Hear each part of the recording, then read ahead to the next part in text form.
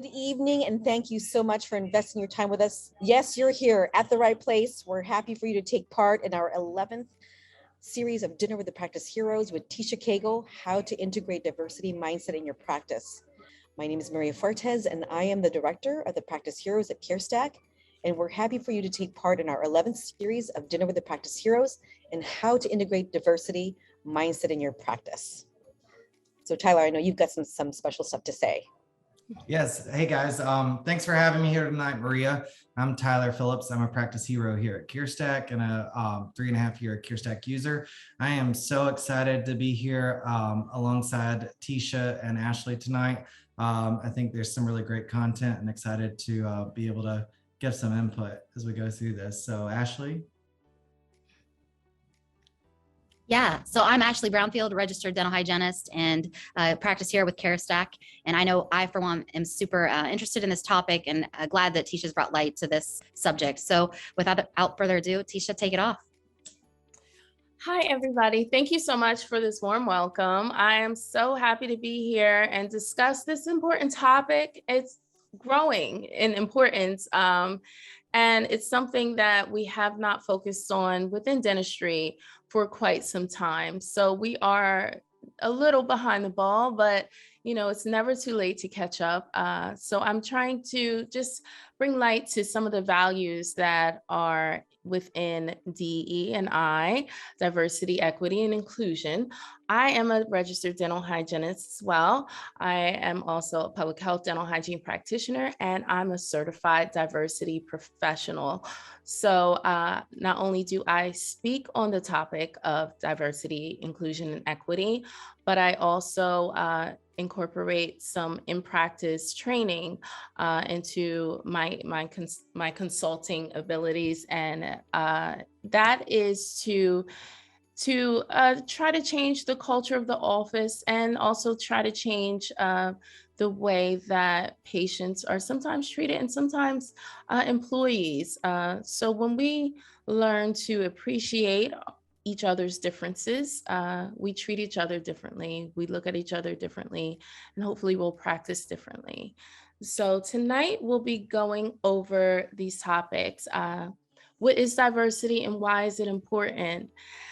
That we will dive right into. How can I unify my team to support diversity, equity, and a diversity, equity, and inclusion shift? Because this is an active role that you're playing in making a difference within your practice. So it's not a one-time thing. It's an everyday thing. You have to not only shift your mindset, but also be mindful of others. And, if necessary, point out any bias activity that you may witness, because once you lift the veil of, the norm, you'll see a lot more of, the way that people are treated or viewed or assessed, and, hopefully correct some of the things that we have thought of as being normal treatment, but we can do better. And, it's important to make that shift in a practice. Dental practices sometimes see their patients more frequently than a general practitioner. So it's important that we treat people fairly within our practice, and we also set an example for how people should be treated. So you'll learn what things we should be mindful of when developing a diversity supporting practice. And you'll also learn how and where we should market to show potential patients that we are DE&I friendly in our office. So that is important because honestly, disparities in treatment happen very often. Sometimes we often think of people who have, I won't necessarily call it a phobia. Sometimes it's a phobia, but sometimes it's directly based on past experiences. And some of those experiences may be correlated with mistreatment at a former practice. So if we are doing the work, we deserve the patients, and the patients deserve us. So anyone that's on this call that's interested in shifting their practice to be more welcoming, definitely want to bring patients into your practice rather than, allowing for them to possibly be mistreated in another practice. So it is important to let people know that you're out there. Tisha, can you also because through the years in my experience, there's a lot of things that come with bias, right? And sometimes people are afraid to speak up or treat someone differently, having the fear of, maybe being different from everybody else, but it's doing the right things, if you will. And I'm so glad that you're speaking on this topic because I think it's been a long time coming. Yeah. Yes. Well, thank you. And you're right. So not only is it doing the right thing, but there are also laws in place, and the laws are getting more stringent. So we don't want to be caught, being behind the ball in that aspect. So with the EEOC, there are certain laws and regulations, especially for those who have practices with more than 15 employees. So we do fall under that umbrella of needing to make sure that we are not practicing any type of discrimination within our practice. But also with that, we should know that sometimes the discrimination is hard to prove, but retaliation is easier to prove. So a lot of times people don't speak up because they're afraid of the retaliation that may come with that.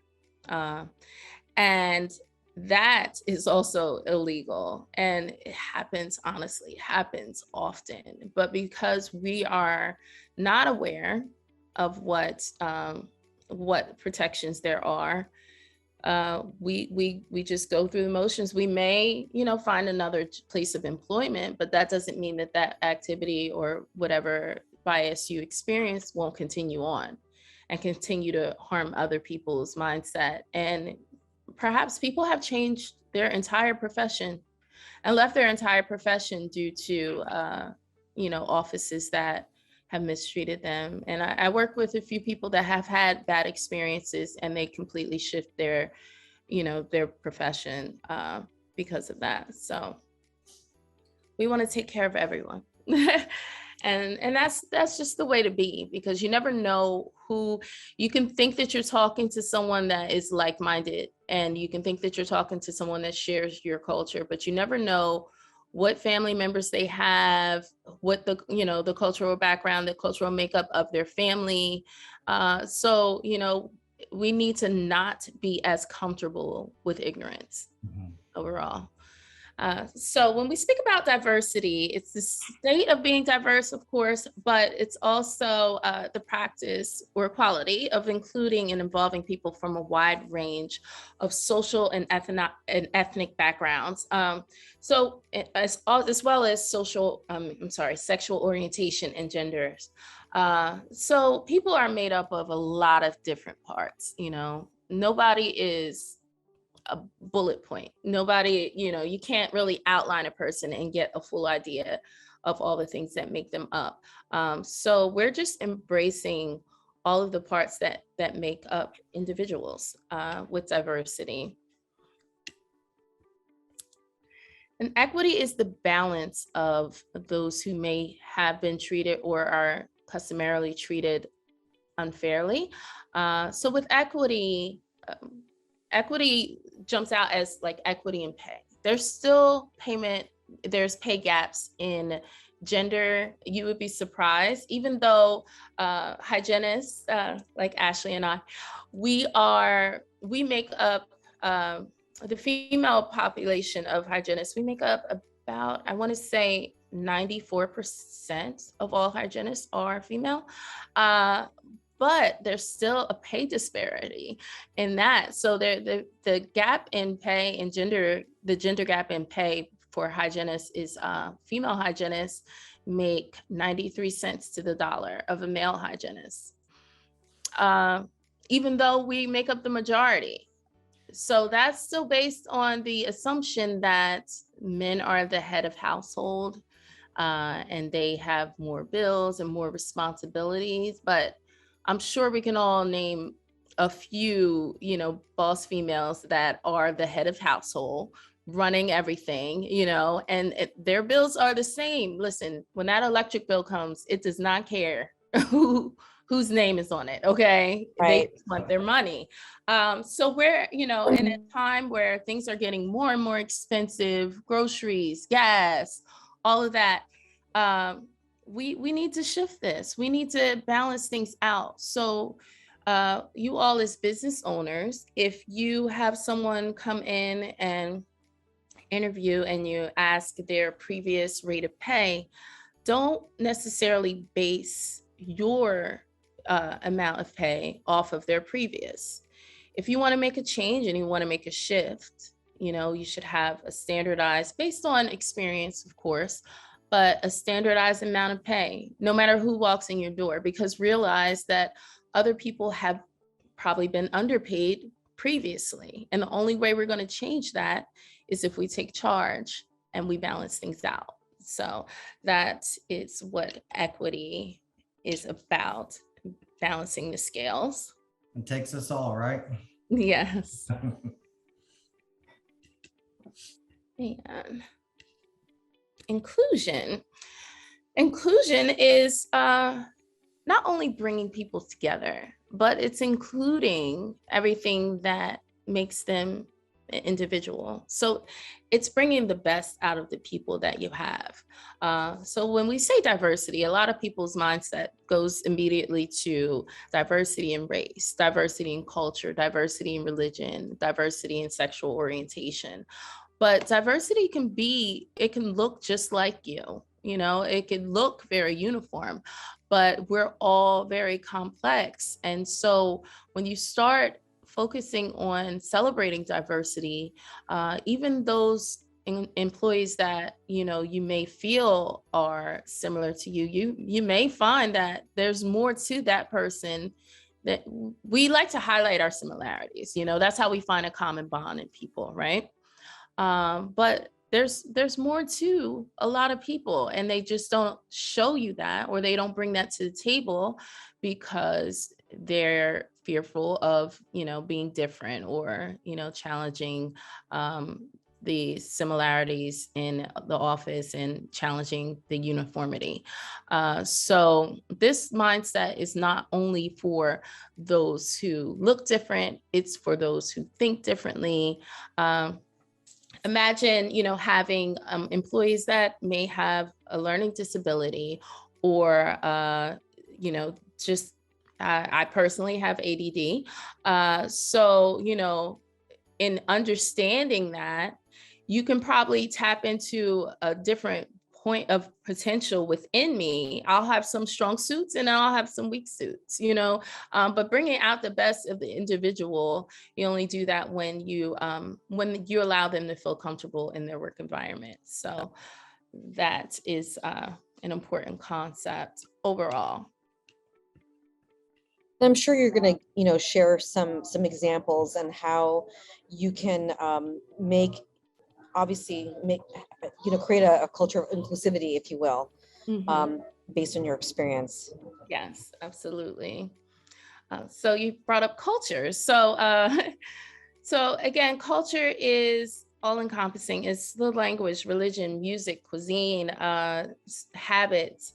It's really what we base our values from as well. When you think about your upbringing and the different people who had involvement in the way you were raised, your morals and things of that nature. Sometimes it's the older generation that had a strong effect on the way that you think and the way that you model relationships and things of that nature. And sometimes, you got more from your friends. So just assuming that, everybody falls in line with their heritage and their background, their ethnic background, that's an assumption. And when we look at people at face value and we don't necessarily get to know what about their personal culture, sometimes we make assumptions, and our assumptions can be very incorrect. Sometimes we ask people questions about their culture and their background, and they may not even be connected to it. It's a possibility they were adopted or, they just moved, they may have moved to the US, but sometimes family members don't want to bring that culture with them. So they completely erase the culture from their previous life from their household. I've had friends who were not allowed to speak their native language from their country because they came here and they were expected to be American. So bringing up things based on assumption really will close off the door to finding out more about people. So we don't want to base things off of assumptions or face value. We do a thing in our office. We like to call it, like for dentistry, we say it's no shade dentistry with our patients. We never make assumptions or have specific thoughts about people. Like everybody is in their own journey. So we just have to take it as it comes and support people in their journey, Yes, definitely. And I've worked in offices where people made that mistake of, just assessing someone, even on their clothing, and not giving them a full treatment plan or all their treatment options as far as like implants and all, because they assumed that they couldn't afford it. Well, Yeah. listen, I know some people, they don't look like what they have stored away, and it could be under their mattress. Listen, like you really don't know. Exactly right. And and so what's important to you is to give everyone all of their treatment options, whether you feel as though it's a viable option for them or not, and let them figure out where their values lie. Because for some people, their smile is everything, and rightfully so. The ability to smile is a wonderful gift, and that's what we work on giving to people. So, if it's important to them, allow them to find a way, or allow them to ask you for other payment options, but at least allow that conversation to continue. Yep. Their finances are not, that's none of my business. I'm supposed to give them all their options and do the best I can as a provider for them, Yes, absolutely. So cultural awareness is basically the understanding of where we derive our culture from, and also where others have derived their culture from. So there's a few terms within this, like ethnocentricity or ethnocentrism is really the idea that every other culture should be measured upon our culture, which an example of that would be referring to different countries as underdeveloped. Where's the bar for development? Yeah, you hear that a lot. Yep. Right. Yes. So are they all supposed to develop into us? When you think about that, and it's we're really good with putting our way of life on a pedestal, and everybody else should just try to attain that way of life. But I have a lot of experience with missionary work, and I can tell you that when I do my missionary work, the people that we want to feel sorry for when we're providing these services, sometimes they're happier than us, and it's really about their perception of what they need. We're constantly chasing the next goal, so it's hard for a lot of people to find fulfillment in that type of lifestyle, where they are self-sufficient in a lot of ways, and they have what they need, and they have what's important to them. So we're providing additional services to what's already made them happy and content. So, when you think about it like that, we can't really base everything off of our ideas of success, of, where everyone should be. Because in doing so, we're minimizing everybody else's way of life. So I kind of led into cultural perception. So the way that we perceive others is oftentimes based off of our own culture.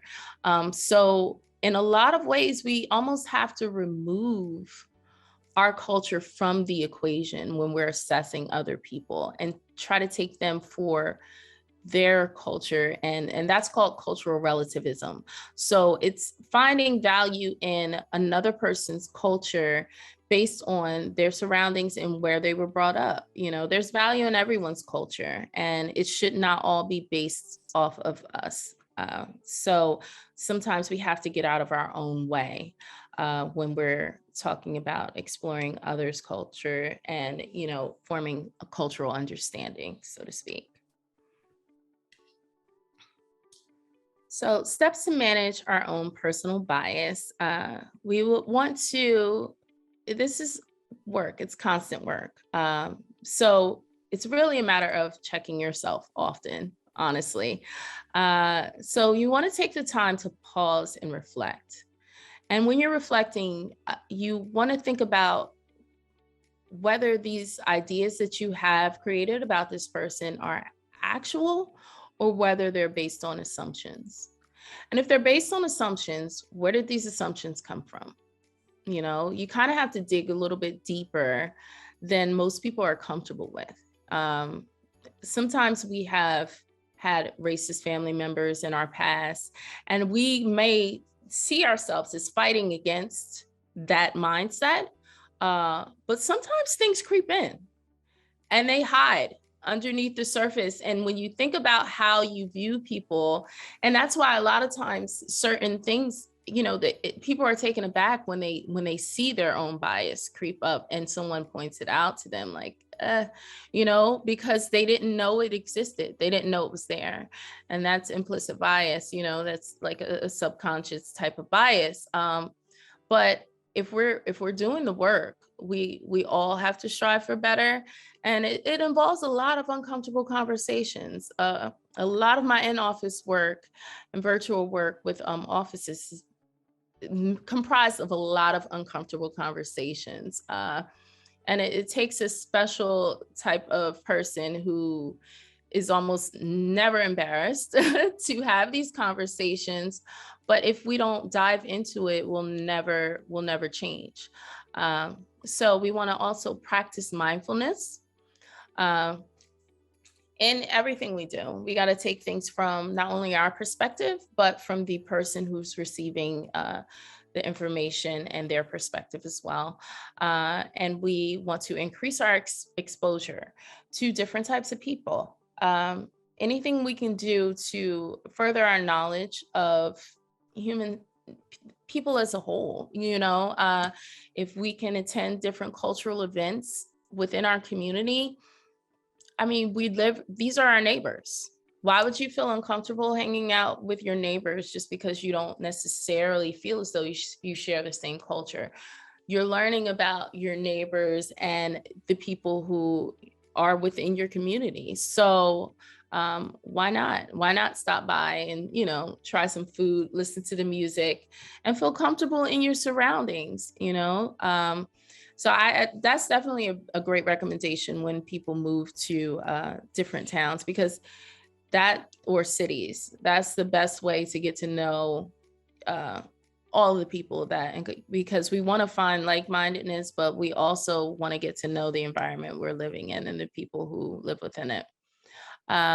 So you want to focus on the individual, again, removing those assumptions. You want to work on it consciously. So like I said, this is daily work. So you never stop learning when you are focused on including or integrating a diversity mindset into your practice and into your life. You never stop learning. It's like a state of constant open-mindedness, honestly. But in that, it's freeing, you know, because some of these thoughts that we have are very rigid and they don't really allow leeway in any way. So you want to adjust your perspective. I just want to ask you a question. So do you coach clients through how to practice the mindfulness and how to focus on the individual? Yes. Like you were talking about this, but do you practice this with them so that they know how to do these things going forward? Yes. So I have developed programs. Each one of my programs are very customized. Usually I'm brought into offices because they had a oopsie. Sometimes it's a social media oopsie. So, you know, so we're putting out a fire and we're shifting mindsets. And, you know, sometimes it takes a little bit longer because people are resistant to change. And they can excuse away their actions, but in the time where, you know, Yelp reviews rule, sadly, you know, you have to be responsible. And so it's the mindset of, you know, those who believe, well, I'm a business owner, so I do what I want, but you're also serving people. So you have a responsibility. We took an oath to do no harm. And we all did. So in doing that, we can harm people with our personal bias. We can change the way that they view dentistry as a whole. We can increase those disparities in care just by mistreatment, you know, because if you give somebody dental anxiety because of a bad experience, they may not want to go for their regular checkups. They may not even want to seek treatment when they know there's something wrong. So we're responsible for that, and we need to take responsibility in that because we know how dental health is related to systemic health. So when you think about the disparities in health and healthcare, we're part of that. So we need to take ownership of our own personal knowledge and the way that we treat others based off of that. Oh, heighten your awareness as well. Yes. Tisha, I know that you and I were talking the other day about clinical awareness as far as the perception that we all play. You know, what's socially acceptable to us may not be what's socially acceptable to the patient.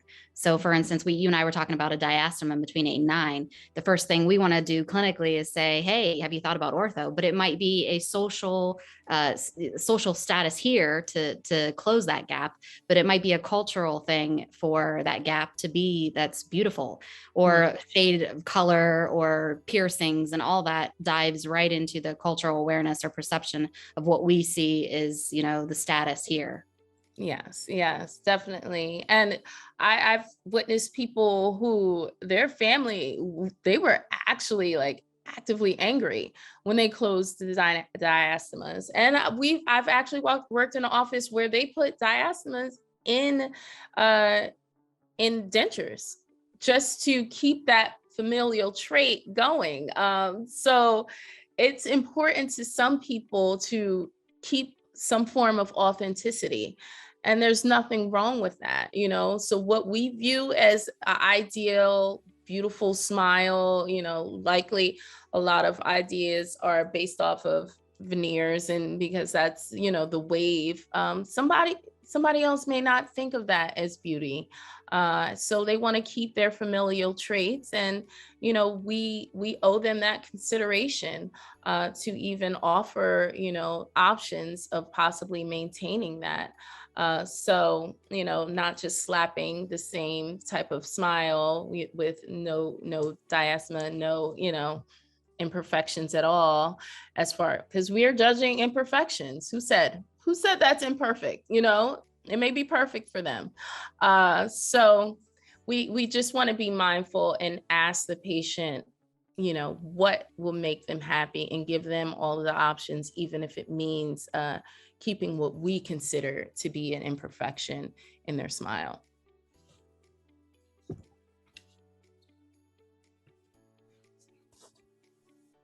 So this is just reinforcing the idea of how, you know, we want to involve cultural competency within our clinical care. You want to discover more about your personal culture and learn as much as you can, and of not only of yourself, but of other cultures, interact with different cultures, attend cultural events if possible, respect patient choices, as Ashley said, and support patient care. So all of these things are important, and I feel like it's very important in overall patient happiness, because we've all had that patient that just keeps coming back, you know, and they want this adjusted, they want that adjusted. But if any of that could be limited by actually talking to the patient and seeing what it is that would make them happy. Sometimes people get teeth in their mouth that don't feel comfortable, and they may never, because we've closed the diastema. They don't even know how to talk at that point, you know, so because their tongue has been doing the same thing for so very long.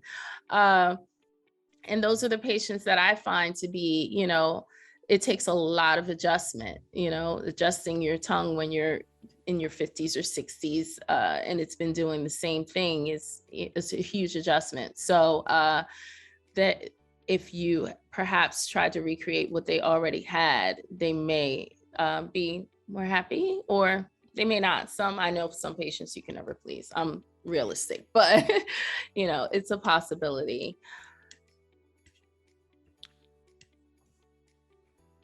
So the benefits of having a diverse dental team. So these are business benefits. So these are the stats that make dollars and cents. There's 70%, you're 70% likelier to capture new markets. When you have a diverse team, sometimes the patients feel more comfortable having people provide service for them that look like them or resemble them. And, you know, we can't necessarily shift all of their mindsets just coming in the door. We're responsible for ours. And if that makes them feel more comfortable so they can get to know all of your team as a whole, then we may have done our job, you know? And so we want to teach this mindfulness as well, but we have to get the patients comfortable first, you know, so that it can be infused in their life as well. And possibly we can change the world. But because a lot of people go to the dentist, a lot of people like having teeth in their mouth. So, you know, it's hard to avoid us. But so if we shift our thinking, I definitely think we can make a dent in our country, because this is, you know, something that is not going away. The numbers, the demographics of the US are rapidly changing. I have a slide in here for that, but so it is important to shift our mindset because the world around us is constantly changing. And also the teams that are diverse tend to collaborate 57% more effectively with their peers, and it prompts employees to work 12% harder. Now, raise your hand if you don't want your team to work harder, you know? So, yeah. So everybody wants to bring out the best. Everybody wants, you know, production. They want it to all make sense at the end of the day. They want all of their numbers to balance out. I am also a coach for delivering wow. So I know how, you know, I know the behind the scenes of the numbers and all of that. So getting your team to work 12% harder, that should definitely relate to bringing in more production and hopefully more collections as well. So then also it marks improved performance by 17%. And it improves the decision making and the quality of the decision making by 20% when teams are more inclusive as well. Oops, sorry. I got a question for Ashley. So Ashley, being a clinical leader in your time going from office to office. So actually I'm in the airport right now where there's a whole bunch of diversity in cultures here. So, but Ashley, what did you do together to get them to have that sense of inclusivity with patients and other employees that have different cultures? Yeah, I mean, team building exercises are always good, obviously, getting everybody together and understanding where people are coming from. But, you know, I think another thing Tisha talks about is not having the standard pictures in your office, you know. Yeah, the typical person with that typical smile. A lot of my offices, and I used to love this, would actually hire a diverse network and then have pictures of them. They would take pictures every couple of years of them and their families. So they would have those pictures on the wall, and it just makes it not only everybody just feel more homey. They're all there together. They're all part of a team, but it's very inclusive and it makes everybody feel nice and warm. So I love that idea of having, a team building exercises on the regular, but also being able to take part in family pictures and having those pictures of what diversity actually looks like right in your office. Yes, That's great. How about you, Tyler? I mean, yeah. So I'm a gay man, white man, and so my husband and I, he's a dentist, and we have a very diverse team. We put ourselves out there a lot in the community with all different types of communities. We're big on sponsorships, and we're very big on welcoming everyone and making everyone feel comfortable within our practice. And Ashley can attest to that. She's been with us this week. It's just we're firm believers in everyone feeling welcome and feeling comfortable. And so we do when we're hiring, of course we base our hiring on experience and everything, but also diversity and everyone feeling like they're a part of the team in the bigger picture. So great. yeah. So, just a few more stats. Jumping out, the important one is that the priorities, 2/3 of job seekers look at a company's diversity when job hunting. So in the time of the Great Resignation and where there's a huge need for dental team. And some people, I work with a lot of doctors as a coach, and some people are hiring team members that may not have dental experience. Maybe their experience is in medical. Maybe, they have some other administrative experience, and they're willing to train those team members in their office. Bringing in a diverse team to also have that as an example for other team members that you may be looking for. If you can, switch it up and just put a different face or a different background or, different abilities in your mix. If you're going to train them, why not? Why not? And they can bring some of their previous work experience as well as their life experience to the table. So, we always think of experience as being what we're used to, your experience in our field, but you can tap into different people and tap into their different abilities if you think of, people with a more diverse type of mindset. And another stat you and I were talking about was the fact that people value mission and they value the value versus the monetary amount around nowadays so it's changing our mindset on as hiring, what people are actually looking for. Yes. And I feel like as a coach and also as a person, I feel as though offices really need to focus on their core values. If you value diversity and inclusivity and you put in your core values, it's our goal to treat everyone with dignity and things that sound more inclusive, you will draw in the right candidate. If you put that in your job ad, that would catch me. I'm like, oh, what's this? Not, we always go to the job description, right? As if a hygienist doesn't know what her job is by now, so they all job ads tend to look alike, so then at that point we have nothing else to go on but the dollar amount, the rate of pay, right? But some of us are not money minded. We just want to be happy in our work environment. We just want to feel respected. We want to feel included. And we want to feel like we're growing, so this information is endless, right? So if you start incorporating this mindset, maybe people will feel challenged because every patient in their chair is different. But if you're looking at them with the same set of eyes, it's the same, then everybody becomes a number and it becomes monotony, so just shifting the way that you look at people and the way that you run your practice can make a difference in how happy your employees are, and, you know, hopefully decrease turnover.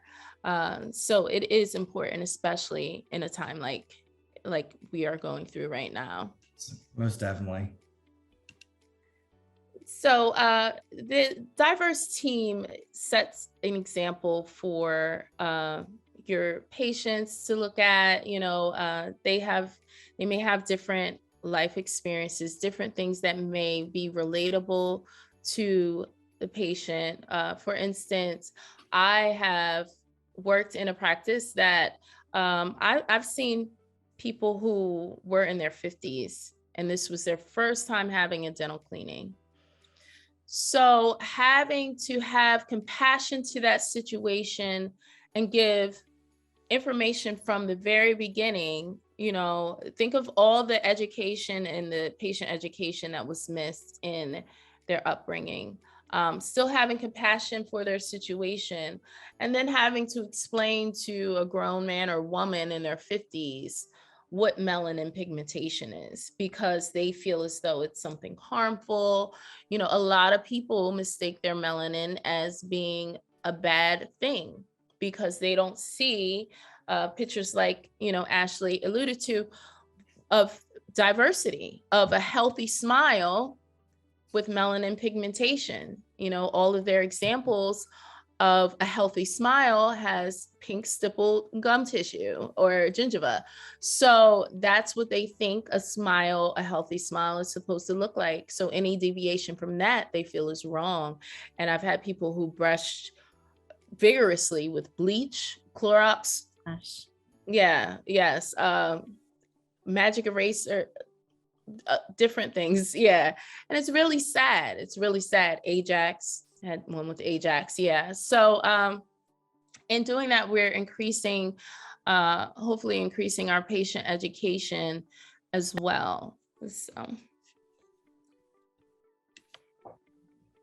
Okay, so these are the stats of where the demographics are headed. And honestly, these may not be accurate. These are based off of the estimates right now, but I've also read stats where things are changing more rapidly than even this stat would than even this graph would allude to. So things are rapidly changing. By the year 2060, close to half of the US population age 65 and older will be people of color. So we have to prepare our thinking, prepare the way we practice, if we want to have a successful practice long term that we can sell to someone, and or whatever our plans are for the future. We really want to build a practice that has this mindset so that can continue on throughout time, because times are rapidly changing, and you know, it's going to come a time where majority or a good portion of our practice is comprised of different ethnic backgrounds and racial backgrounds. So we really want to prepare for that mentally and with the way that we look at practicing.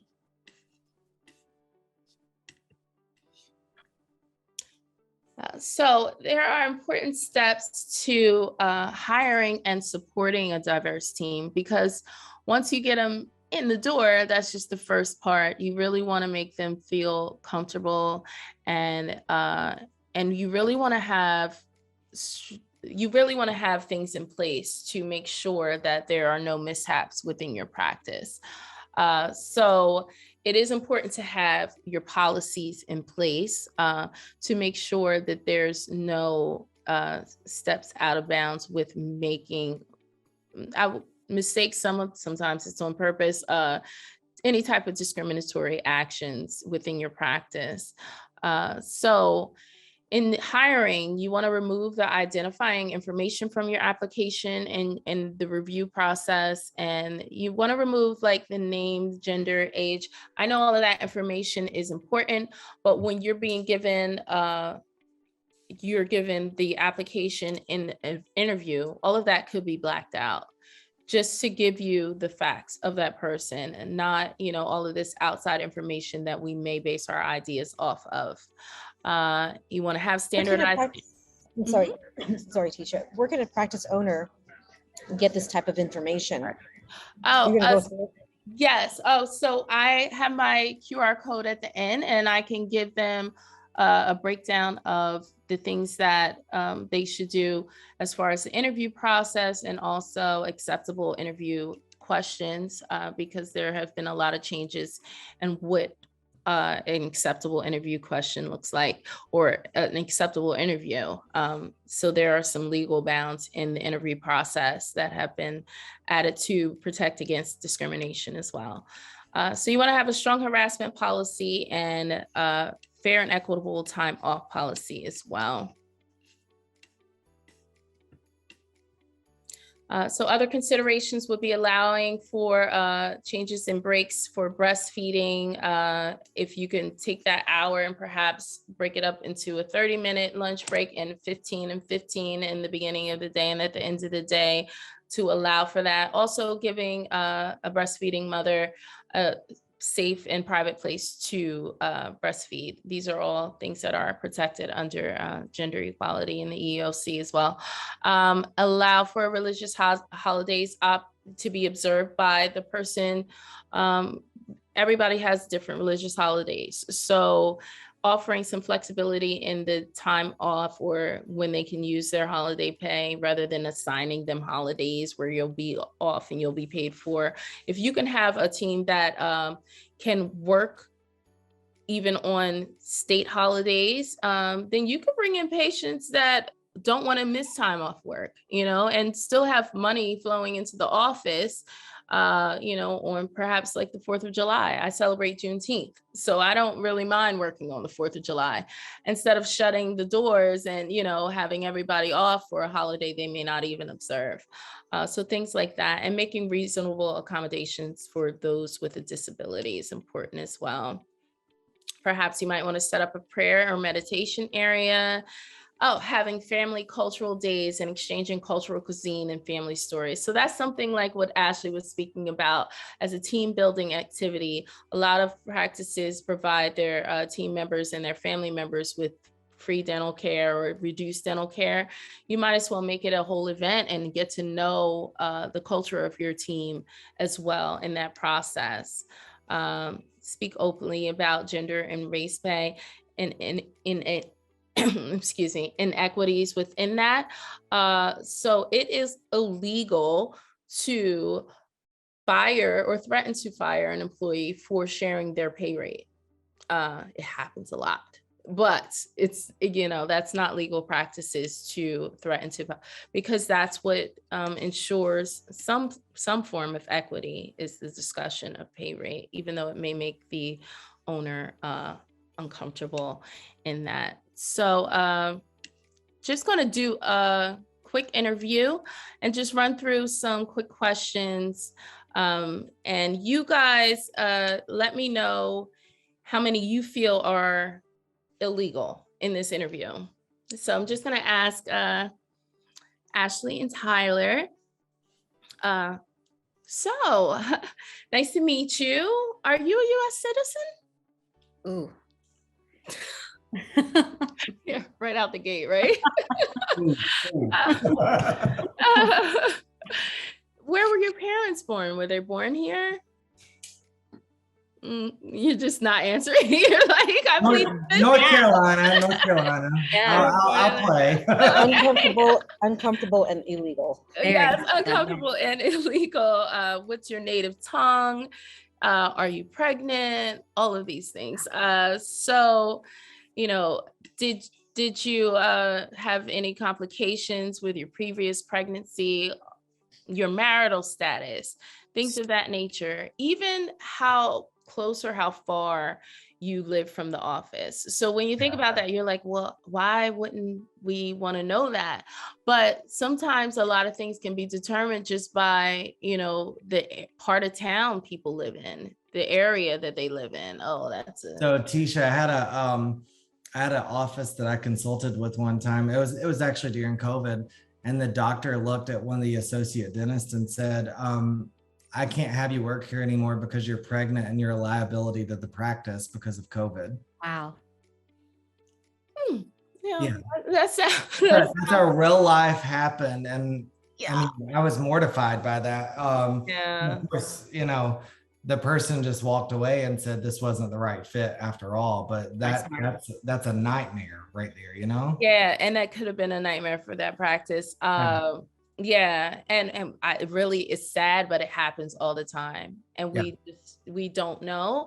But in educating ourselves, we know how to keep ourselves out of hot water as dental practice heroes, and we also know our rights in different situations as well, if we're associates or any of that. So And some of that is a fine line too. You want to get to know who you're interviewing. You want to know, do they have a family? Maybe not necessarily for hiring purposes, but you want to be able to relate to people. And I think that that's where we have to step back and kind of evaluate what we can say and what we can't, how close we can get to somebody during the interview process. Yes.